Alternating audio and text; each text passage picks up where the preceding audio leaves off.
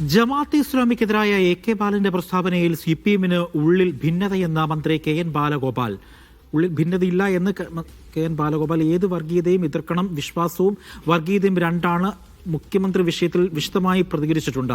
വർഗീയതയ്ക്കെതിരെ പ്രതികരിച്ചാൽ അത് മതവിശ്വാസത്തിനെതിരല്ലെന്നും മന്ത്രി.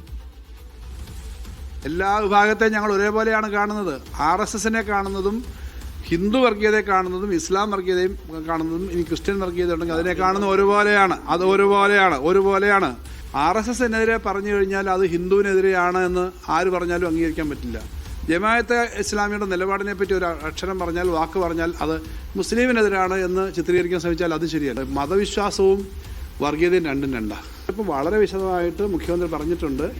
ഏത് വർഗീയതയായാലും തെറ്റാണ്. വർഗീയത എന്ന് പറയുന്നതിനെതിരെ പറയുമ്പം അത് മതവുമായി കൂട്ടിക്കെട്ടരുത്. ഒരു ഭിന്നാഭിപ്രായമില്ല. ഇല്ലല്ല, ഭിന്നാഭിപ്രായമൊന്നുമില്ല. ഭിന്നാഭിപ്രായം ഉണ്ടെങ്കിൽ എ.കെ. ബാലൻ തന്നെ പറഞ്ഞു. ഞാനിപ്പോൾ ഒരു TV കണ്ടതാ.